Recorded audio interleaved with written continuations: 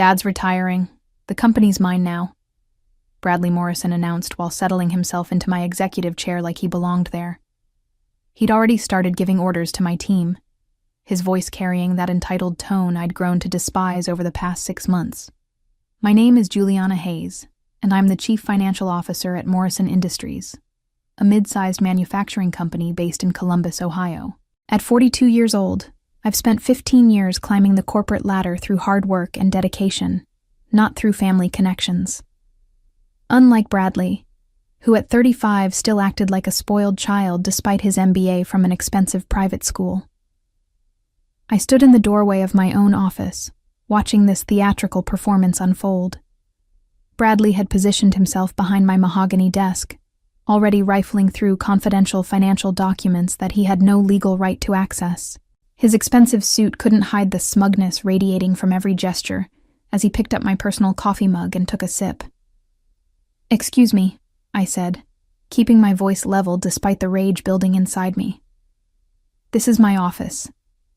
Bradley looked up with mock surprise, as if he'd just noticed me standing there. "Oh, Juliana, good timing. I was about to call you in." He gestured to the chair across from my own desk, the chair where clients typically sat. "Please, have a seat. We need to discuss the transition." The audacity was breathtaking. I'd been expecting something like this ever since Mr. Morrison's health scare 3 months ago, but seeing it happen still felt surreal. Bradley had been circling the company like a vulture, making increasingly bold moves to position himself as the heir apparent. The board meetings where he'd started showing up uninvited, the casual comments about family legacy, and the way he'd begun introducing himself to new clients as the future CEO. "Bradley," I said calmly, "your father hasn't made any official announcements about retirement. The board hasn't voted on succession planning. You can't just..." "Can't I?" He leaned back in my chair, fingers steepled like some corporate mastermind from a bad movie. "Look around, Juliana. This is a family business. Has been for 30 years. When Dad steps down, it goes to family. That's how these things work." Behind him, I could see my financial team through the glass walls, their faces a mixture of confusion and concern. Bradley had already started barking orders at them when I'd stepped out for my morning meeting with the auditors. Jennifer, my senior analyst, caught my eye and mouthed, "What do we do?" I gave her a subtle shake of my head, signaling her to stay calm. What Bradley didn't know was that I'd been quietly building a case against him for months. Those late nights he assumed I was working on quarterly reports. I'd been documenting his financial irregularities instead. The suspicious transactions, the shell companies, the missing funds. I had it all. And now, watching him claim ownership of a company he'd been systematically robbing, I knew the time had come to act. My journey at Morrison Industries began 15 years ago when I started as a junior accountant fresh out of Ohio State. Mr. Morrison himself had hired me, impressed by my attention to detail and my genuine passion for financial analysis. Back then, the company was smaller, more personal. Everyone knew everyone, and there was a real sense of family among the employees. Mr. Morrison treated me like a daughter, mentoring me through complex deals and trusting me with increasingly important responsibilities. When the previous CFO retired 5 years ago, he didn't hesitate to promote me over several external candidates with more experience. "Juliana understands this company's heart," he'd told the board. "She'll protect what we've built here." I took that responsibility seriously. Morrison Industries manufactured specialized industrial equipment, and our reputation for quality and reliability had taken decades to build. Our clients trusted us with multi-million-dollar projects, and I made sure every financial decision reflected our commitment to excellence. Bradley's relationship with the company had always been complicated. As the only son, everyone assumed he'd eventually take over, but Mr. Morrison had been reluctant to hand him real responsibility. Bradley would show up sporadically, fresh from another failed venture or extended European vacation, expecting to be given a corner office and an executive salary. His father would find him some project to work on, usually something isolated from core operations. The first red flags appeared about 8 months ago. I noticed unusual wire transfers. Modest amounts at first, maybe $10,000 or $15,000 going to vendors I didn't recognize. When I asked Bradley about them, since they were processed through his departmental budget, he'd wave me off with vague explanations about new supplier relationships and market research initiatives. But the amounts kept growing. 20,000 here, 30,000 there. The vendor names were generic, things like Midwest Business Solutions and Industrial Consulting Group. When I tried to verify these companies online, I found bare-bones websites with stock photos and minimal contact information. Classic shell companies. I started keeping detailed records, screenshots of wire transfers, copies of purchase orders, documentation of every suspicious transaction. I even hired a private investigator to trace some of the shell companies, and what I found made my blood run cold. They all traced back to Bradley through a web of limited liability companies and business partnerships. He was stealing from his own father's company. The monthly theft had escalated to over $200,000 by the time Mr. Morrison had his heart attack 3 months ago. While his father was in the hospital fighting for his life, Bradley was systematically draining the company's accounts. The man who claimed to love this business was destroying it from the inside. I'd been waiting for the right moment to expose him, gathering evidence and building an airtight case. I needed Bradley to make a move that would clearly demonstrate his intent to defraud the company on a larger scale. His announcement today, his assumption of control without proper authority, this was exactly what I'd been waiting for. Now, watching him rifle through confidential documents while making plans to restructure his company, I felt a cold satisfaction. Bradley had just handed me everything I needed to destroy him completely. The crucial setback came when Bradley called an impromptu meeting with my entire financial team. I watched through the glass walls of my office as he gathered them around the conference table, his body language screaming authority he didn't legally possess. "Listen up, everyone," Bradley announced, standing at the head of the table like he'd been leading meetings there for years. "There are going to be some changes around here. Big changes." I moved closer to the door, straining to hear every word. This was it. The moment Bradley would overplay his hand completely. "First thing," he continued, pulling out a leather portfolio that looked more expensive than most people's monthly salary. "We're restructuring the entire finance department. Juliana's been too conservative with our investments, too cautious with our growth strategy. We're leaving money on the table." Jennifer, my senior analyst who'd been with the company for 7 years, raised her hand tentatively. "Bradley, shouldn't we wait for your father's official announcement? And shouldn't Juliana be part of this conversation?" Bradley's expression darkened. "My father is stepping down for health reasons. The transition is happening whether Juliana likes it or not. And frankly, her resistance to change has been holding this company back for too long." The lies flowed so smoothly, I almost admired his confidence. Almost. "Second," he continued, "we're implementing new vendor relationships immediately. I've identified several consulting firms that can help us modernize our operations. We'll be moving significant funds to accelerate these partnerships." I felt my heart rate spike. He wasn't just claiming control. He was planning to expand his theft operation under the guise of corporate restructuring. The monthly $200,000 was apparently not enough for Bradley's lifestyle. "Tom," he pointed to our accounts payable manager, "I need you to process these authorizations today." He slid a stack of documents across the table. "Priority transfers, $700,000 to start." $700,000 in a single day. The scope of his greed was breathtaking. Tom looked uncomfortable, glancing toward my office. "Bradley, these amounts require CFO approval. Company policy states that any transfer over $50,000 needs Juliana's signature and board notification." "Not anymore," Bradley snapped. "Policy is changing. I'm authorizing these transfers under emergency executive powers during the leadership transition." Emergency executive powers. The phrase would have been laughable if it weren't so terrifying.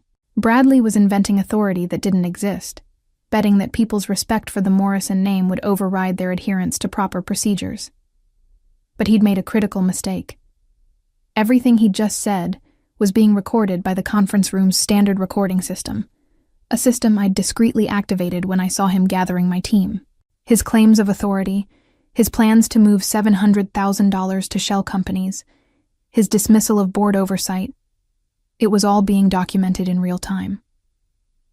I stepped back into my office and quietly began packing my personal belongings.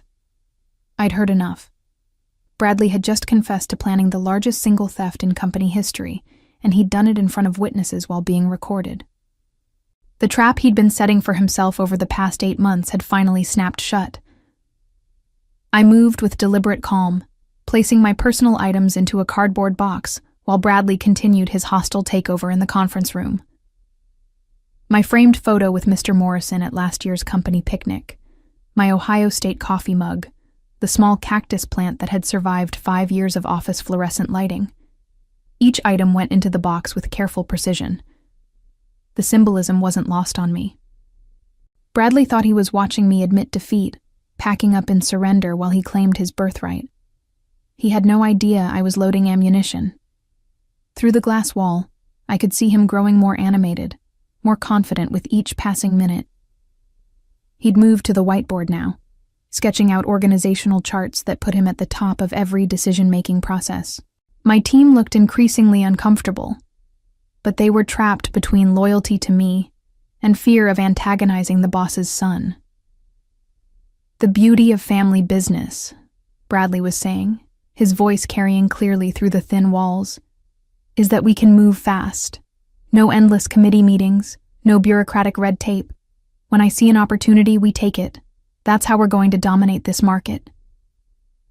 I pulled out my laptop and began the process I'd been preparing for months. First, I accessed my secure drive where I'd been storing evidence. Bank records showing the progression of fraudulent transfers from $15,000 8 months ago to $200,000 monthly now. Screenshots of shell company websites.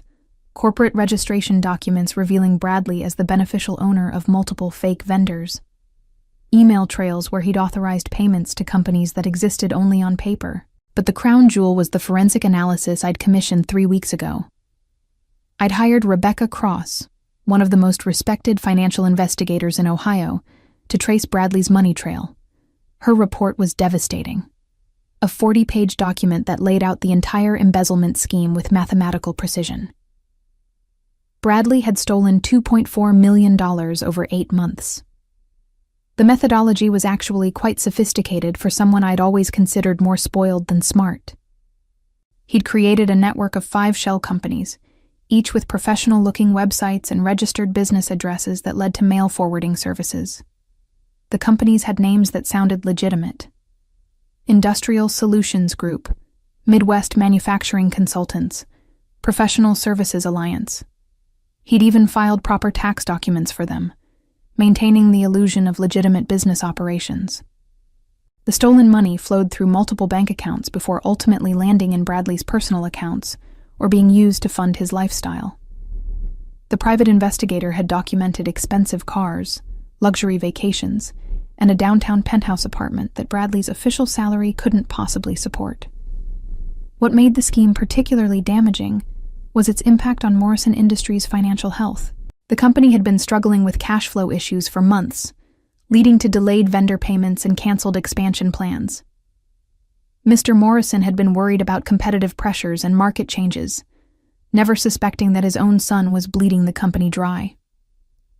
I drafted an email to the board of directors, attaching Rebecca's forensic report along with my own supplementary evidence. Every transaction, every forged signature, every fabricated invoice was documented with timestamps and supporting materials. I'd even included Bradley's recorded statements from today's meeting, where he'd explicitly planned to steal $700,000 more. The email was addressed to all 7 board members, including the independent directors who had no personal relationship with the Morrison family. I knew they would have to act swiftly once they saw the evidence. The company's survival depended on immediate intervention, but I didn't send it yet. I wanted Bradley to feel completely secure in his victory before I destroyed him. Through the conference room wall, I could see him wrapping up his presentation. My team members were nodding politely, but their body language screamed discomfort. They'd worked for me for years, trusted my leadership, and now they were being told to abandon established procedures by someone who'd never demonstrated any real business competence. "Questions?" Bradley asked, looking around the table with the confidence of someone who expected none. Jennifer raised her hand again. "What about the board approval for these transfers? Even with executive authority, don't we need—" "The board will rubber stamp whatever I recommend," Bradley cut her off. "This is still a family business, Jennifer. The Morrison name carries weight that supersedes bureaucratic formalities." Perfect. He was doubling down on his illegal authority claims, making it clear that he intended to bypass all oversight. I added this exchange to my notes, building an even stronger case for criminal charges. The major plot twist came when Bradley made an unexpected announcement that changed everything about my timeline for exposing him. "One more thing," he said, his voice taking on a more serious tone as he looked directly at my team through the glass wall separating us. "Effective immediately, we're implementing new financial controls. All department budgets will be reviewed and approved personally by me before any expenditures are authorized." I froze in the middle of closing my laptop. This wasn't just about stealing money anymore. Bradley was positioning himself to control every aspect of the company's finances. He was planning a complete takeover, not just embezzlement.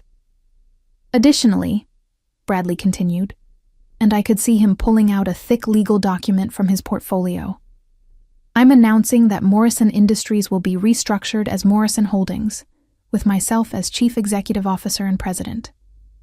My father will retain the honorary title of Chairman Emeritus, but all operational decisions will flow through me." The conference room went completely silent. Even from my office, I could feel the shock radiating from my team. This wasn't a gradual transition or a planned succession. It was a corporate coup. But then Bradley said something that made my blood turn to ice. "I've already filed the necessary paperwork with the state. The restructuring is legally binding as of this morning. All employee contracts now fall under the new corporate structure, which means anyone who doesn't support this transition is free to seek employment elsewhere." My mind raced. If Bradley had actually managed to file legal documents restructuring the company, he might have just pulled off the perfect crime. By changing the corporate structure, he could potentially legitimize his access to company funds and make it much harder to prove embezzlement. Theft from Morrison Industries could become authorized transfers within Morrison Holdings. I immediately opened a new browser window and searched the Ohio Secretary of State database. It took several minutes to navigate the system, but when I found what I was looking for, I nearly laughed out loud with relief. Bradley had indeed filed paperwork to create Morrison Holdings LLC, but the filing was fundamentally flawed. He'd listed himself as the sole managing member and had forged his father's signature on the Articles of Incorporation. Worse, he'd used the wrong corporate registration number for Morrison Industries, making the entire restructuring legally invalid. The man was not just a thief, he was an incompetent thief. But this discovery presented me with an unexpected opportunity. Bradley's fraudulent corporate filing was actually a separate federal crime. Document forgery, mail fraud, and illegal corporate restructuring carried serious penalties, possibly even more serious than the embezzlement charges I'd been building. I screenshot the filing documents and added them to my evidence folder. Rebecca's forensic report had been comprehensive, but this new information elevated the case from financial fraud to organized criminal activity. Bradley wasn't just stealing money. He was attempting to steal the entire company through fraudulent legal documents. My phone buzzed with a text message from Jennifer. "What do we do?" "He's demanding access to all account passwords and authorization codes." I quickly typed back, "Stall him. Tell him you need to verify the legal authority with the board first. Do not give him any access codes." This was escalating faster than I'd anticipated. Bradley's desperation was showing. He was trying to consolidate control before anyone could question his authority. But his aggressive timeline was actually working in my favor. The more illegal actions he took in a short period, the stronger the criminal case against him became. I revised my email to the board, adding the fraudulent corporate filing documents and emphasizing the urgent need for immediate action. Bradley wasn't just embezzling money. He was attempting a hostile takeover of the entire company through forged documents and manufactured authority. It was time to destroy him completely. The protagonist sets her plan in motion, but another unexpected complication arises. Bradley's desperation reaches new heights when he realizes he needs to move faster than planned. I was about to send my comprehensive email to the board when Bradley burst into my office without knocking, his face flushed with anger and something that looked like panic. "Why are you packing?" he demanded, his voice higher than usual. "And why haven't you instructed your team to begin processing the new vendor transfers?" I looked up from my laptop with deliberate calm, my finger hovering over the send button. "Because I don't work for you, Bradley, and neither does my team." His eyes narrowed as he took in the scene. My packed box, my closed laptop, my complete lack of deference to his assumed authority. For the first time since walking into my office, Bradley seemed to realize that I wasn't playing along with his fantasy. "You're fired," he said, trying to regain control of the conversation. "Security will escort you out." I almost smiled at his amateur mistake. "On whose authority?" "You've filed fraudulent documents, Bradley. Morrison Holdings doesn't legally exist, which means you have no authority to fire anyone." The color drained from his face so quickly I thought he might faint. How did I know about your fake company filing?" I stood up, closing my laptop with a satisfying click. "Because I'm actually good at my job. Unlike someone who's been stealing $2.4 million and thinks nobody would notice." Bradley's mouth opened and closed like a fish gasping for air. The exact number, 2.4 million, had clearly shocked him. He'd probably assumed his thefts were too small and scattered for anyone to track comprehensively. "That's impossible," he whispered. "You can't know that. Shell companies, Bradley, Industrial Solutions Group, Midwest Manufacturing Consultants, Professional Services Alliance." I recited the names of his fake companies like I was reading from a grocery list. 5 companies total, all registered to mail forwarding services, all receiving fraudulent payments authorized by you. His face went from pale to greenish. I could practically see his mind racing, trying to calculate how much evidence I might have and how much trouble he was in. "You're bluffing," he said, but his voice lacked conviction. "Even if you suspected something you couldn't prove." "Rebecca Cross," I interrupted. "Professional financial investigator, 40-page forensic report documenting every fraudulent transaction over the past 8 months. Bank records, corporate filings, money trails, forged signatures, everything." Bradley grabbed the back of my chair for support, his knees apparently no longer willing to hold his weight. The magnitude of his exposure was finally sinking in. "What do you want?" he asked quietly. "Money? A promotion? I can make this worth your while." Now I did smile. "What I want, Bradley, is justice and accountability, and for you to face the consequences of stealing from a company your father spent 30 years building." "You don't understand," he said desperately. "If this comes out, it destroys everything. The company, the family reputation, all of it. My father's life work." "No," I corrected him. "Your theft destroys everything. My job is to stop you before you steal even more." I picked up my laptop and moved toward the door. "The board will be receiving my complete report in about 30 seconds. I suggest you use that time to call a good criminal defense attorney, because you're going to need one." Bradley lunged forward, trying to grab my laptop, but I was already out the door. Behind me, I could hear him shouting something about company loyalty and family betrayal, but the words sounded distant and pathetic. As I walked past the conference room, I saw my team still sitting around the table, looking confused and worried. I gave Jennifer a small nod and hit send on my email to the board. The trap had been sprung. Now came the reckoning. I walked calmly to the elevator, my laptop bag slung over my shoulder, and my cardboard box balanced in my arms. Behind me, I could hear Bradley's voice rising in panic as he called someone, probably a lawyer. though I doubted any attorney could save him from what was coming. The elevator doors closed just as my phone started ringing. Board Chairman Douglas Westfield's name appeared on the screen. Juliana. His voice was tight with concern when I answered. I just received your email.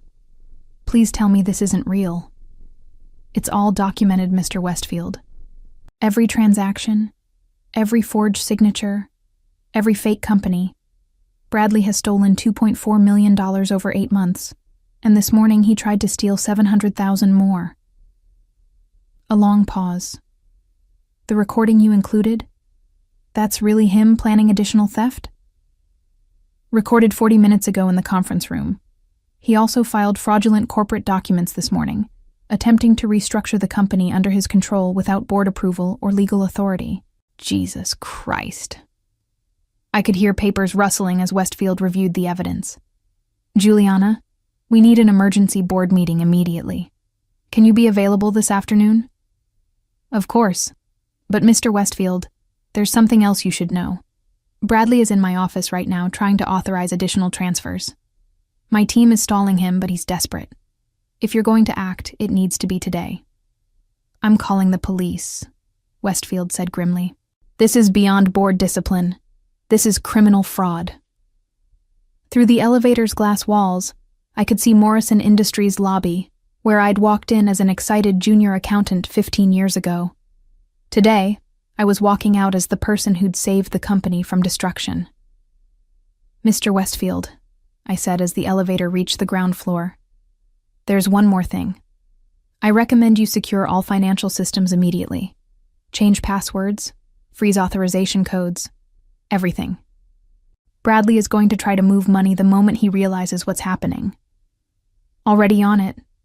And Juliana, thank you. You just saved this company. I drove to a coffee shop 3 blocks away and waited. It took exactly 22 minutes. The first sign was the police cars, 3 of them, including an unmarked detective vehicle, pulling into Morrison Industries' parking lot with lights flashing but no sirens. Through the shop window, I watched officers in business suits walk purposefully toward the building's main entrance. My phone buzzed with a text from Jennifer. Police are here. Bradley's in handcuffs. I allowed myself a small smile as I sipped my coffee. The speed of law enforcement's response spoke to the seriousness of Bradley's crimes. Financial fraud involving millions of dollars and forged corporate documents wasn't something they treated lightly. 10 minutes later, my phone rang again. This time it was Rebecca Cross, the financial investigator. Juliana, I just got a call from the district attorney's office. They want my complete report for the prosecution. How did this move so fast? Bradley got greedy, I explained. He tried to steal $700,000 more this morning and claimed executive authority he doesn't have. The board had no choice but to act immediately. Smart timing on your part. By waiting until he overplayed his hand, you made the case ironclad. No jury will have sympathy for someone who stole from his own father's company while planning to steal even more. Through the coffee shop window, I could see a news van pulling into the Morrison Industries parking lot. Word was already spreading about the arrest of a prominent local businessman's son for embezzlement and fraud. My phone buzzed with another text, this time from Douglas Westfield. Emergency board meeting at 6 p.m. We need to discuss your role going forward. I finished my coffee and headed back to face whatever came next. Bradley's reign of theft was over, but the real work of rebuilding Morrison Industries was just beginning. Bradley Morrison faced federal charges for embezzlement, mail fraud, and filing false corporate documents, ultimately receiving a 7-year prison sentence and being ordered to pay $2.4 million in restitution to Morrison Industries. His criminal conviction destroyed any possibility of inheriting or participating in the family business, while the media coverage of his systematic theft from his own father's company made him unemployable in any position requiring financial responsibility or trust. The scandal forced Mr. Morrison to undergo extensive therapy and restructure his estate planning, publicly acknowledging that his son's crimes had nearly destroyed the business he had spent 3 decades building. Bradley's name became permanently associated with one of the most damaging examples of family business fraud in Ohio's corporate history, serving as a cautionary tale about nepotism and the critical importance of proper financial oversight, regardless of family relationships. 6 months later, I accepted the board's unanimous offer to become permanent chief executive officer of Morrison Industries, implementing new financial controls and transparency measures that restored investor confidence and positioned the company for sustainable growth. As I sat in the same office where Bradley had once tried to claim ownership through theft and deception, I reflected on how patience and meticulous documentation had not only protected the company, but elevated my career beyond anything I had previously imagined possible. Sometimes the most satisfying justice comes from allowing criminals to expose themselves completely while you quietly build the unshakable case that will bring them down, proving that integrity and competence will always triumph over entitlement and greed.